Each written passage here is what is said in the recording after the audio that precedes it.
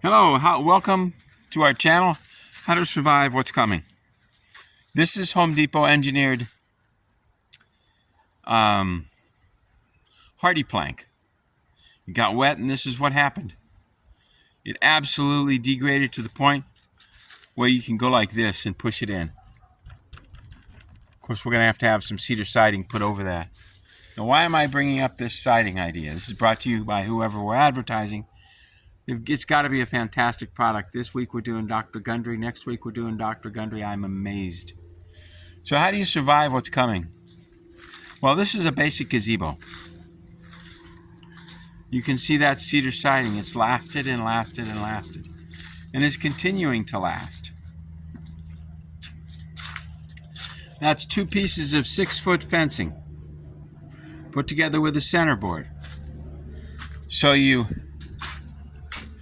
make a square out of 4x4s. You get some brackets and then you have them come up, and I put an angle on it. I could have done it flat, but I put an angle on it. You just build a basic square box and then side it with cedar. This was built so that if times get really bad, all I need is about 80 more pieces of cedar, and this can become a bedroom.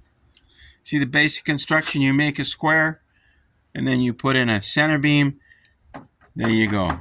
All you have to do is put some tar paper there, and you're good to go. Actually, with a heater in it, this would get very, very warm in Tacoma weather.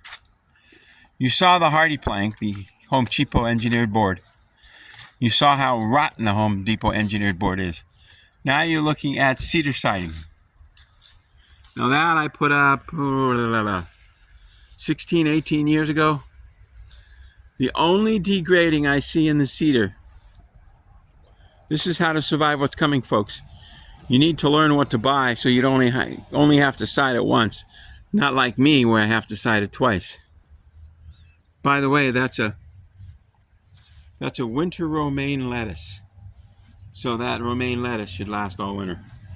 The only degrading that I see on the cedar, other than the occasional knot hole in the wall that I got to fill with silicone.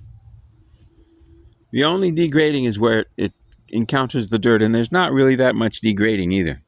Right along the edge where it encounters the dirt, some degrading, but not much.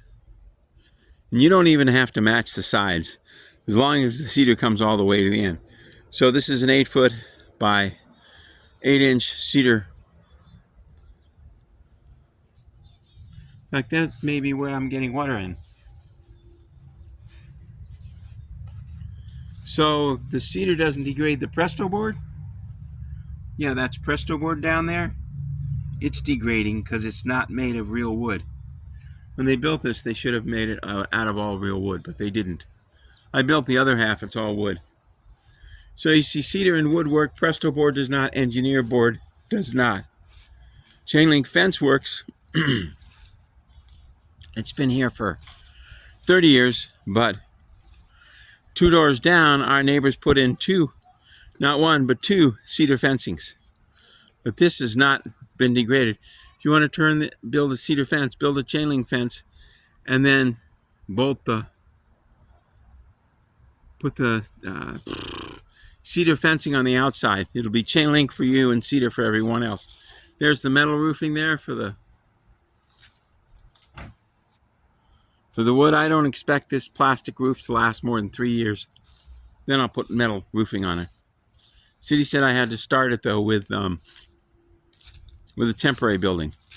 Then after 3 years, I can apply it. But I don't think the city's going to be in the same shape after this hyperinflation. I think everything's going to change. Anyway, don't use Presto board. Don't use that cheap siding. Use cedar siding. Use solid wood. Because if you paint it, it's going to last. Well, if you paint it, some of this Douglas fir was put in, I'd say about 120 years ago. Still just fine. But that Presto board didn't last 15 years. Not surprising. I thought it would be good. I thought it was a Good choice, but I was wrong.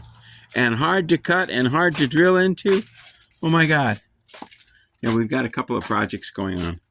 We're building these little fans. One of these little fans from Granger's going in there to keep the barn dry. Anyway, use durable products like that.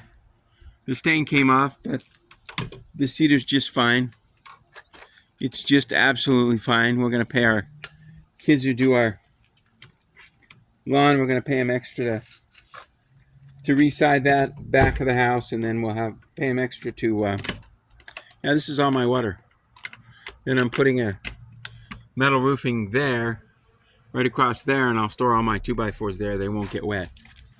Anyway, God bless. Thank you very much. We appreciate each and every one of you. And in there, under the grapes may go some greenhouses. We'll see. Depends on how I feel. We'll see you bright and early tomorrow morning. Boy, don't use cheap products if you want to survive what's coming.